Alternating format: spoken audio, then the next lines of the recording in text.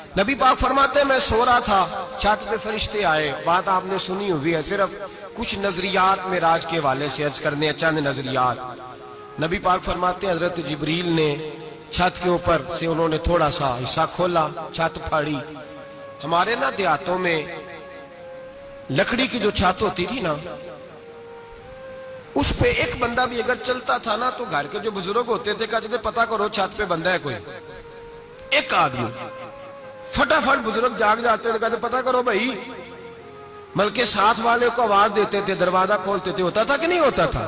ہو جاتا تھا نا.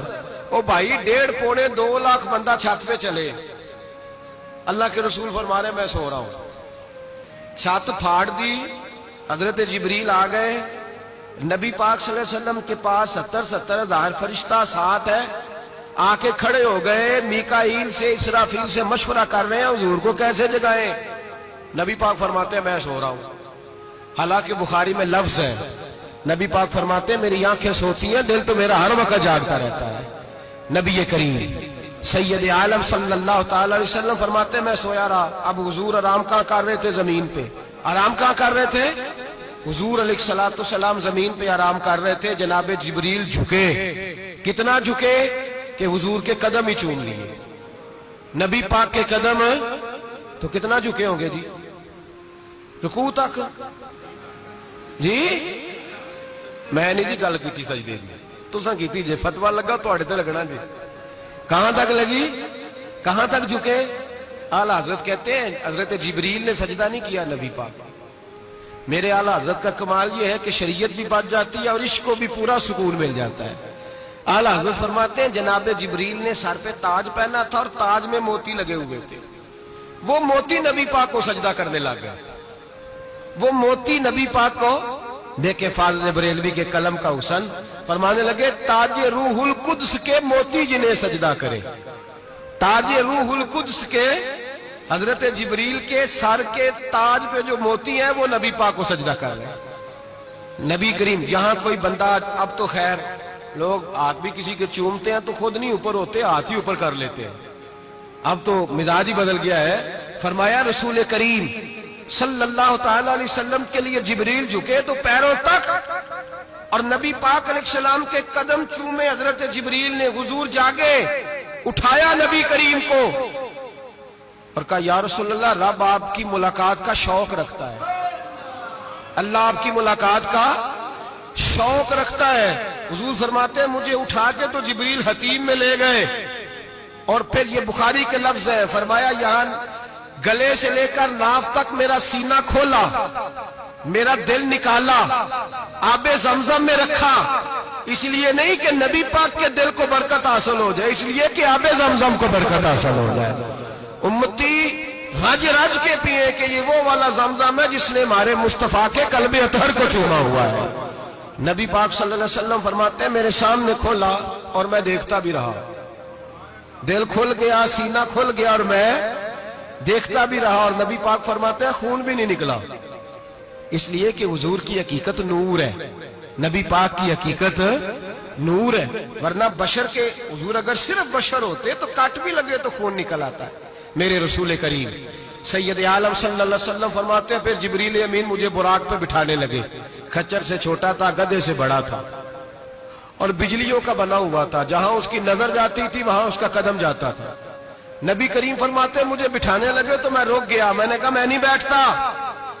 یا رسول اللہ کیا ہوا؟ فرمایا اللہ فرماتے ہیں یوم نسوق المجرمین الی جہنم وردا. جب آپ کے امتی نکلیں گے قبروں سے تو ڈنڈے مار مار کے لے جائے جائیں گے. پہلے رب میرے ساتھ وعدہ کرے کہ جب میرے غلام قبروں سے نکلیں گے تو انہیں بھی براق عطا کرے گا. پہلے وعدہ کرے. حضرت جبریل کہتے ہیں میں وہیں کھڑا تھا. رب کریم نے کہا چل وعدہ کر لے. یوم نحشر المتقین الی الرحمن وفدا. محبوب جب تیرے فرما بردار قبروں سے نکلیں گے تو میں سب کو براق عطا کر دوں گا، سب کو براق دے دوں گا. نبی کریم فرماتے ہیں میں براق پہ بیٹھا. سفر شروع ہوا. نبی رحمت علیہ السلام فرماتے ہیں میں گزرا. یہ بات آپ نے سنی ہوئی ہے پر بیان کرنے بھی بڑی ضروری ہے. مررت علی الموسیٰ فَهُوَ يُصَلِّ فِي قَبْرِهِ رواہ مسلم. او خدا کے بندو اللہ تبارک و تعالی ہدایت کا نور دے. کہاں بیٹھ کے قرآن و سنت پڑھتے ہو؟ کیوں نہیں عقیدے کو سمجھتے؟ نبی کریم علیہ السلام نے فرمایا میں معراج کی رات گزرا. یہ سنی کان کھول کے سنے، دل کھول کے.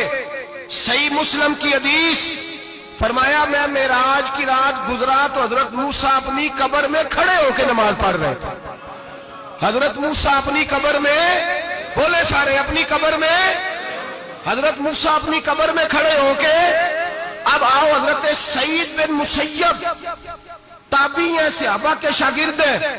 وہ کہتے ہیں جب یزیدی فوجوں نے مدینے پر حملہ کیا اور یزید کا مقرر کردہ امام آیا تو صحابہ کرام مسجد نبی چھوڑ گئے. 3 دن تک مسجد میں نماز، کہا ہم یزیدی امام کے پیچھے نماز نہیں پڑھیں گے. مدینے پہ حملہ ہوا، مکے پہ حملہ ہوا. حضرت سعید بن مسیب کہتے ہیں میں دیوانہ بن کے، مجنون بن کے اندر گھس گیا. یزیدی فوجیں سمجھی میں دیوانہ ہوں، شاید پاگل ہوں. مجھے انہوں نے تکلیف کوئی نہ دی. فرماتے میں نبی پاک کی قبر کے ساتھ ٹیک لگا کے بیٹھا تھا. زور کا وقت ہوا تو میں رونے لگ گیا. اب میں نماز کیسے پڑھوں گا؟ اذان کا کیسے پتہ چلے گا؟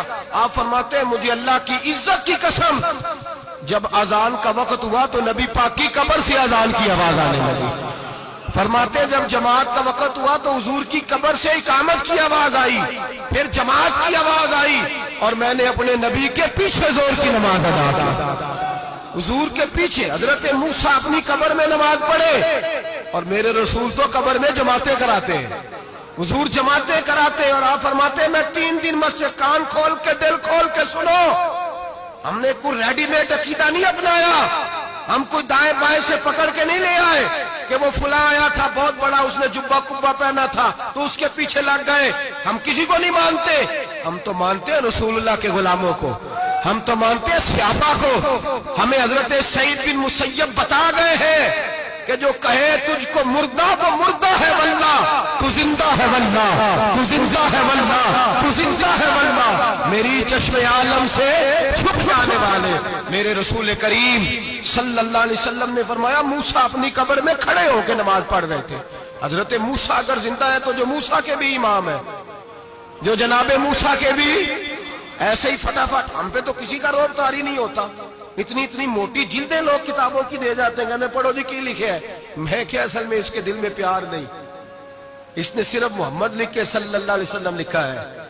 یہ تھوڑی دیر بیٹھتا بریلی کے امام کے پاس تو اسے بتاتے ہیں حضرت محمد نے لکھنا چاہیے، لکھنا چاہیے امام الانبیاء، سرور کون و مکان، تاجدار حال عطا. لکھنا چاہیے مشکل کشا، حاجت روا، حبیب خدا محمد مصطفیٰ صلی اللہ. تمہیں تو نام نہیں ڈھنگ سے لکھنا آتا، تم مصطفیٰ کی بات کیا کرو گے؟ تمہیں کیا خبر؟ میلاد کی بات آئے تو جائز نہیں، معراج کی بات آئے تو کہتے ہیں خواب میں ہوئی تھی. کیا بغض ہے؟ رٹا کیا ہے؟ اعلیٰ حضرت فرماتے ہیں کھائے تجھ کو تپے سکر، تیرے دل میں کس سے بخار ہے؟ حضور کی شان کی بات آتی ہے تو اڑ جاتا ہے. ابو بکر صدیق سے پوچھ، ابو جہل نے آ کے کہا تیرا رسول کہتا ہے میں 18,000 سال کا سفر 1 منٹ میں طے کر آیا ہوں، زمین جنت دوزخ ہر شے دیکھ آیا. ابو جہل کہہ رہا ہے. ابو بکر صدیق فرمانے لگے اگر محمد عربی نے کہا ہے تو حق اور سچی کہا ہے، اگر رسول اللہ نے کہا ہے تو حق اور ماننے والا. عقیدہ بنا ماننے والا.